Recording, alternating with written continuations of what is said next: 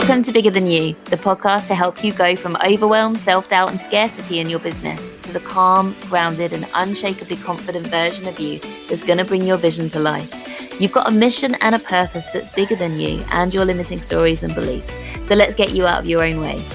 I'm Jenna Holloway, your host and multi-award-winning intuitive hypnotherapist and mindset coach. Expect to hear game-changing perspective shifts on how to align your subconscious mind with your boldest goals, and will unlock the power of energetics, infusing it into every aspect of your life and business for maximum impact. Are you ready? Then let's dive in.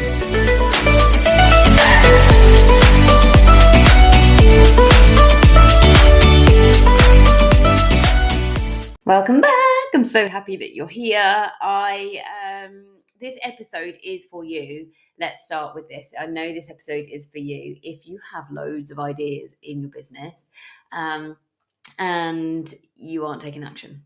Like something is stopping you from taking action. Maybe that's overwhelm, maybe that's lack of clarity. But if you have resonated so far, then keep listening. This episode is for you. I'm going to help you gain clarity. I'm going to help you strip back the overwhelm so that you can just move. Okay? Because when we move, we create momentum. All right? So I'm going to help you get your subconscious on side, because that is the key, right? Your subconscious is your zone of genius. It will help you incredibly, but it will also be a massive hindrance. So we have to know how to get our subconscious working in our favor. And we also need to know how to get our subconscious on board, because if it's not on board, then it's going to sabotage you. But let's first of all think we've got to get our ideas out of thin air and onto paper, because if it's just floating around in thin air, or we're not mindful about the paper that it's going on, then your subconscious isn't going to help you achieve what you want to achieve, because it's not getting the message that it's important. Okay, whatever is important to you goes on this filter in your subconscious, and it's the filter through which everything goes. And so only the things that are relevant get noticed and get focused on by the subconscious mind. The filter that I'm talking about is called the reticular activating system. So when we write down our goals, research shows that you are 42% more likely to achieve them. And that's because by writing them down, your brain is telling your hands to write and your eyes are seeing it written down. So it's sending a clear message to your subconscious that it's important, rather than getting left in thin air, out in the ether. The subconscious isn't going to get the message that is important. Likewise, if your ideas are all over the place. Okay, I've heard this a couple of times in the past week, that yes, Jenna, I do write my ideas down, but they're everywhere. I've got to-do lists, I've got funnel maps, I've got my creative inspiration spread out into loads of different notebooks and pieces of paper. Help. Okay, so if that's you, then we need to be a bit more strategic about where all those pieces of paper are, because if it feels messy, then your subconscious will feel messy too. All right. So what I want you to do is I want you to write down gather all of those ideas, and with how you're feeling now, choose to put them all into one place. Now, don't just copy them mindlessly. If they don't seem relevant to how you are in your business now, or where you are as a person now, then obviously don't write them down into this new place. So grab yourself a new document on your computer, or a brand new sparkly notebook, and have an ideas bank. Okay, put all your ideas down in one place. And what I love to do next is to get you to decide what one to focus on first. But my piece of advice for you is not probably what you're going to expect to hear here. It's not a logical thing necessarily. Is the thing that's right for you to work on first is not necessarily the most logical thing. It's the thing that excites you the most. It's the thing that feels the most expansive. And to explain what's going on here is your higher self knows the fastest way for you to get the dream business or for you to reach your goal. And it's always trying to give you ideas, um, and basically little intuitive nudges to help you get there.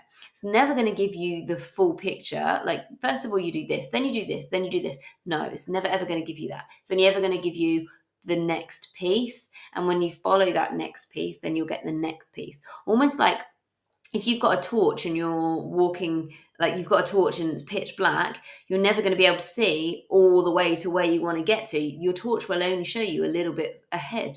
And so you've got to move to where the torch is showing you, and then the torch will show you the next bit of light and the next bit of light. You just trust that if you keep moving forwards, your torch will stay a little bit ahead of you and show you the light. That's like your intuition.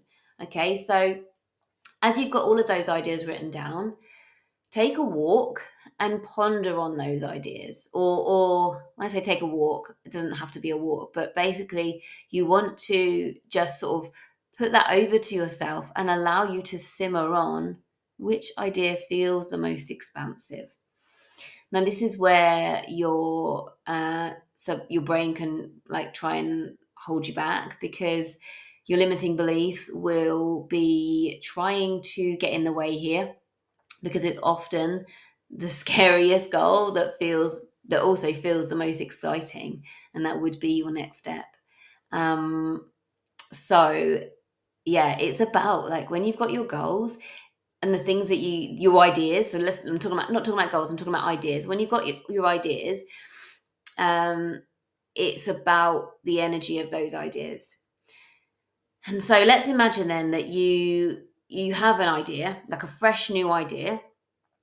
Ask yourself, does that feel exciting? If it feels exciting, even if it's like massively like, whoa, that feels really nerve-wracking, like a big like up level idea, that's great. That's expansive. But all of them, like any idea that you have, ask yourself, how does that feel? Does that feel exciting? Or does that feel like it's what I should do? Right? When you can work out what the energy underneath that new idea is, that's really illuminating for you. And another thing to notice as well is when an idea comes in, just be aware of what you've been doing or listening to or looking at before that. Because if you've been scrolling and then you get an idea, that idea could have come from a place of lack, because you've seen somebody else do something and then the idea pops in, oh, we should do this too. And that idea isn't necessarily expansive. If your subconscious or if your brain is like, oh, that person's doing really well, they're doing this, oh, maybe I should do that too. That's an energy of lack. And like, just be aware of comparing yourself and be aware of doing what you think you should do. Like, that's not going to feel expansive for you. And I'm referring to the higher self system here, like this episode that I did a couple of weeks back. It would really help for you to have listened to that, to help you like have that behind you as you're listening to this episode, so you kind of come into this episode having listened to that. Because if we're not aware of the energy of our ideas, then we can be led down like off on the wrong track, and be doing things from a place of lack. And if we do an idea, I'm just going to pick an example. For example, you start a podcast because it feels like the right thing to do. Everybody else seems to be starting a podcast, and so yeah, I'm really excited about that too. But actually, are you really excited, or is it like coming from a place of lack because it feels like the right strategy? Because if an idea is fulfilled from a place of lack rather than a place of alignment, like when something feels expansive and exciting, that's a positive charge. Therefore, it's in alignment with you and your highest timeline and you achieving the things that you want to achieve. We want to be in alignment. And when we're when we're taking action from a place of lack, that the energy underneath there is restrictive, it's closed, it's fear based basically. And so we're like, oh, everybody else seems to be starting a podcast, I don't want to miss the boat, I'm going to start one too. And then what happens is your heart isn't fully in it. Might feel exciting to start with, but if you don't get immediate validation in terms of numbers going up and up and up, or positive feedback in terms of people messaging you saying they've really helped you, or new clients off the back of it, whatever it is, if you don't get that external validation, it's not going to be sustainable, because it's not an aligned idea. And this like, in order to have a podcast, I don't want to go off too much on a tangent here and down a rabbit hole, but in order to have a podcast that is sustainable, it's got to be like from a place of alignment. Like, I have a successful podcast now, but I did it from a place of abundance in the start, and not many people listened for a long time. Just kept going because I had stuff to share and stuff to say. And then out of nowhere, it seemed to just start to take off, and it is what it is now, and that's amazing. But I know that if I had started the podcast and it wasn't an aligned idea, I would definitely have given up. Not necessarily definitely have given up, but I wouldn't have felt as inspired, or I wouldn't have had the staying power that I did have through this very, very slow growth. So a very convoluted way to say that when you have an idea, check the energy underneath the idea, and only if it feels expansive and from an aligned place does it go in the ideas bank. And the next thing to ask, when you have that idea, the next thing to check before you like get distracted and start to work on that idea is it a now idea, or is it a later idea? Because the brain likes to get distracted. Okay, it absolutely likes to get distracted, and the reason it does that is because it doesn't care about your big goals or your dream business. It just is looking for the dopamine, like that's what it wants. And so something that's a bright, new, shiny idea, of course that's exciting. Like, of course, if you're kind of knee deep in like deep work trying to get, I don't know, a masterclass planned and prepared, or whatever it is, the big kind of strategic thing that you're working on, is so easy to get distracted and have like shiny penny syndrome, because your brain is just like looking for a distraction. It's not interested in helping you to achieve your big goals. And this is why it's so important to learn about the brain, so that you can keep your subconscious like working with you and helping you, supporting you. Okay, kind of going around about this a little bit, because in order for you to not get distracted, you need to know what you're working on. So I'm going to talk to you now about how to know and how to stay focused on the thing that you're working on. So I'm going to share with you how to have that clarity, so that you stay focused and don't get distracted. So what I want you to do is to start with the goal. What do you actually want? Okay. And let's say, for example, I want, let's say, for example, you're already at 5K months, and you've decided, right, I want 10K months. Okay. You've got that. The next thing to do is check why you want that. Okay. Because especially if it's a monetary goal, you can look online, and the monetary goals are just like flying around left, right, and center.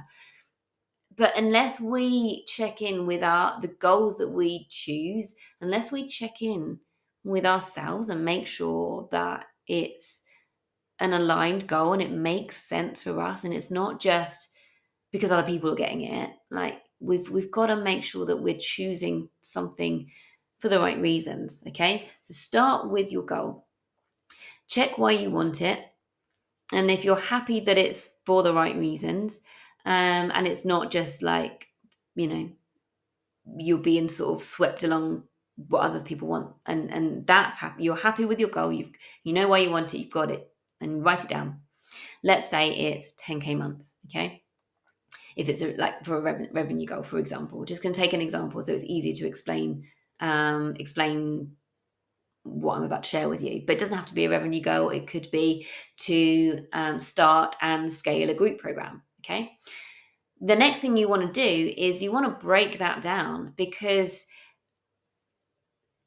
your subconscious will only work with you if it knows exactly what you want. And it's one thing to write your goal down and say, yep, I want to have 10k months. Right, great. It you need to go further than that if your subconscious is going to support you rather than distract you. So let's say it's a revenue goal, 10k months. How many clients do you need to get that goal? Like, what does that actually look like in terms of your offers right now, and the pricing of your offers right now? How many clients do you actually need at any given time for you to be reaching that goal consistently? Or if it's scale a group program, if that's your goal, scale a group program. Okay, right. It's not specific enough yet for your subconscious to support you, rather instead of distracting you. What does scale a group program mean? How many people do you want in that group program? Get specific, write down the numbers, and then we can look to reverse engineer it. Okay, so by that, I mean, you've got your goal, start at the end and work backwards, right? If my goal is 10k months, currently at the moment, I'm just talking as if like I'm thinking through as a client.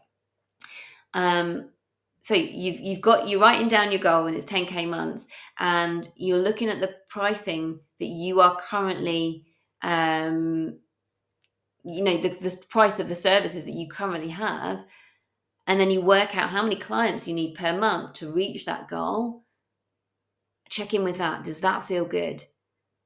Because it might be that you have quite a high goal, but your pricing at the moment isn't high enough for you to feel good about the number of clients you're going to need to work with consistently to reach that consistently.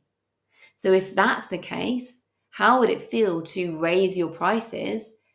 Check in, like you're not actually doing anything here in terms of you're not changing your prices, you're just playing, right? So just play, allow yourself to play, and just throw down a few numbers. If I were to double my prices, how many clients would I need?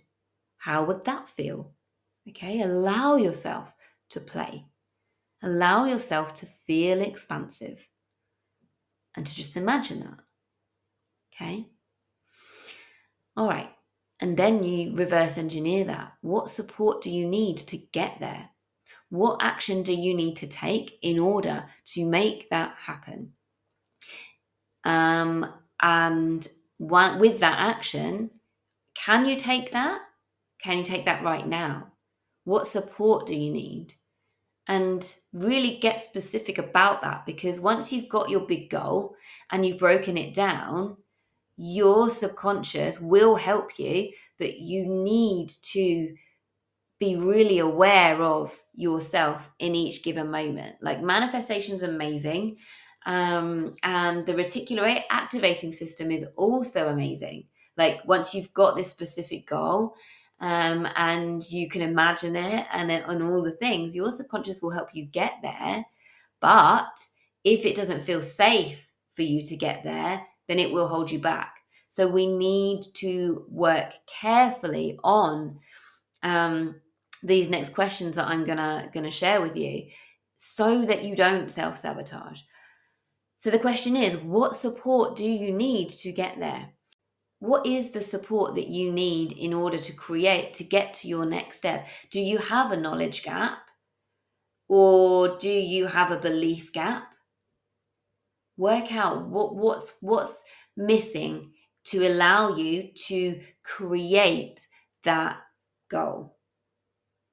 and really go there with your pondering. Journal on this, because it's great to get your goal clear. It's great to get your goal specific. It's great to visualize that. All of that is great. But what you're doing is you're making the picture on the horizon really, really clear.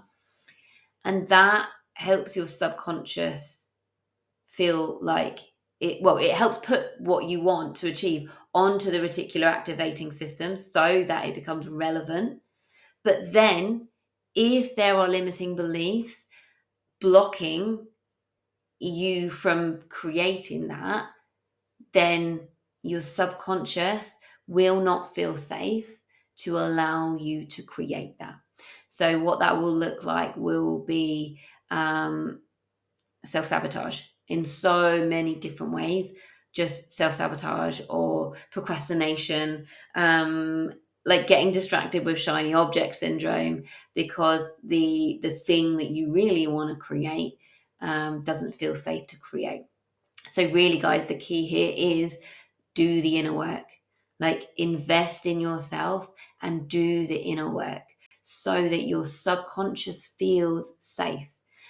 And when I'm talking about inner work, I'm talking about subconscious reprogramming so that your subconscious feels safe to help you create, but also the mindset support to help you collapse your timeline. And you can collapse your timeline in so many ways. So, for example, you can collapse your timeline in terms of bring your overthinking down. So, without mindset support, so I've just got a new client, fairly new client, and she said to me that she's got done in 2 weeks what she would have procrastinated on for over 6 months. And that is the value of mindset coaching. It takes all the overthinking, the procrastination, and just takes it away, because that coaching just that does it, So there's that, but there's also the subconscious reprogramming that gets those limiting beliefs out of the way, so that what we're doing is we're reprogramming the subconscious to believe all the things that you want it to believe, so that it feels possible, it feels good, it feels like you can achieve what you want to achieve with ease. It doesn't feel like you're pushing a boulder up a hill. You can just dissolve the boulder and go up the hill without it. Like, that's the power of the subconscious reprogramming. And it's so epic. Like, one of my one-to-one clients, when she started working with me just over 8 months ago, she was tracking just under 100K in her business. And in our last call, she's like, yeah, Jenna, I've done the numbers. She's now tracking 200K. Like, she's literally doubled her income since we've been working together. And that's because she invested in herself. So it's huge, the amount of progress and how fast her business has moved forward since we've been together. And we're talking like massive price rises, massive shifts in the types of clients she works with, how she feels in her business, all of these things. It's just who she is and how she works just looks so different from where she was when she first started working with me. So, I would like to just briefly sum up then. First of all, when you have an idea, check in with that idea. Does it feel expansive? If so, write it down, but know that it doesn't need to be taken action on right now. Okay. I have got loads of ideas written down that I'm totally chilled with just having them written down. And also another like fun thing that you can do to add on, like a nice little sort of manifestation hack to go along with this, is as you have the idea, write it down, decide whether it's a now or a later thing. If it's not relevant to the current big project that you are working on, then write down that it's a later idea, and that is totally fine. But what is really fun to do, and what helps your subconscious zone of genius work on this and simmer on it subconsciously in the background, is to create a mind movie. So just visualize that idea having come to fruition. What does that feel like? For example, you have an idea that you want to write a book and you know it's on a specific topic, right? Okay, you write that down. You know it's not a now thing. You're not going to start writing the book now, but you know you want to. So write it down and create in your mind a visualization, a really specific visualization of that idea when it actually comes to life. Like whenever that is in divine timing, that book will be written.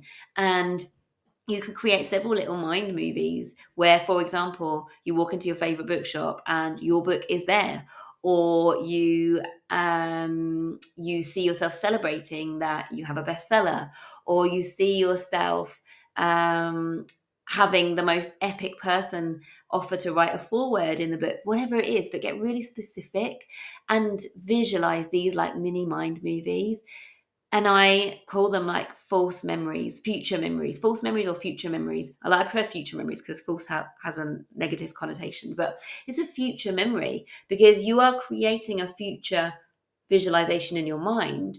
But the energy is it's no different to how you feel about a past memory. And that's key because how we feel about our past memories, like we don't question whether they happened or not. We know they happened because we can remember them. That's the thing about a future memory. You decide that visualization, that visual image that you've got in your mind, that you've just written down this idea and it's a future idea. And in your mind, you've created a picture of walking into your favorite bookshop and seeing that book right there, that exact shelf in that exact bookshop. And you picture walking in and seeing that because that's so clear in your mind. The energy is like, yeah, of course that's going to happen. That's exciting. Like I'm not questioning whether it's going to happen or not. I know it's going to happen because I can see it so clearly in my mind's eye. And your subconscious will bank that as a memory because it doesn't know the difference between real or imagination. So it's literally storing it as if it's a past memory. And so therefore your subconscious, you've automatically got it working for you and starting to work towards that because it is now on your reticular activating system, and it will happen as long as you work on your limiting beliefs to make sure that those are out of the way so that you can get there. So yeah, that's a really exciting thing to do as you're writing down. If you have an idea and you know it's not a now, it's a later idea, write it down, but have that future memory created too. Um, Okay, so yeah, you've got your now or later. You've got your check-in. When you have an idea, check-in. Does it feel expansive? If you feel like it's come from a place of lack, then disregard the idea and just keep focused. All right, you want to keep focused on your big project and don't try and bite off more than you can chew. If you're working on one thing, then allow yourself the time and the energy for that and get specific with like when you are writing down your things to do, break down that big project into lots of different tasks and then time block those tasks. Have yourself an end goal about when that is going to be created. Have an accountability buddy if that will help you too. And just take fast, messy action. All right. And if you know that you are a perfectionist, and literally, if you know you're a perfectionist and you're not doing anything about that in terms of the inner work, then really, like, I really urge you to, because saying that you're a perfectionist is equal to saying that you need to do inner work. We will only ever be a perfectionist because of stuff that's happened in our past that needs healing from, all right? Because we wouldn't, like, it's unhelpful to feel like you need to be perfect. So if you can switch that around and start to take fast, messy action, great. But if you feel like you are a perfectionist, then please do the inner work so that you can lose that identity. And then reverse engineer your goal, that big goal that you have chosen. Obviously, make sure it's for the right reasons, like I said earlier, but break it down. Get specific about what it's going to take to achieve that, and reverse engineer it, work backwards. And most importantly, find out, like, ask yourself, what support do I need to get there?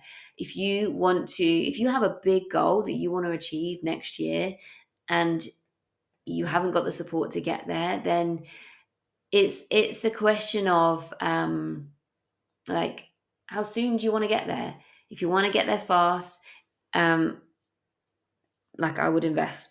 I would invest to collapse your timeline. Find somebody who has done what you want to do, and can support you to get there. If that is a belief gap, or if that's a gap in your mindset, then like do not ignore that, because your subconscious is going to sabotage you. If you want to find out more about like what your unique blocks are, and what like with what it looks like when we do this work, or when you need this work, like essentially if you feel a little bit stuck but you're not sure what to do next, I would highly recommend that you watch my free masterclass, um, and that will meet you where you're at and show you what you need to know about how to get where you want to get to. It's done in such a clever way that it helps you to see what your unique blocks are, even though I'm not doing a one-to-one with you. Okay, so I will leave the link for that in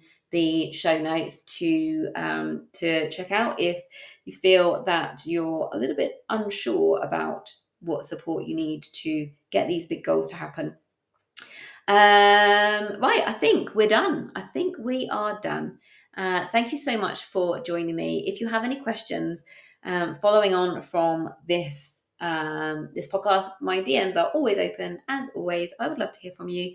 Thank you so much for listening. If you've enjoyed it, let me know too. I love to hear your feedback. Otherwise, I will see you next week. Have a great week. Ciao. Thank you for listening to the Bigger Than You podcast with your host, Jenna Holloway. If this episode has been valuable to you, please share it with a friend or leave a review.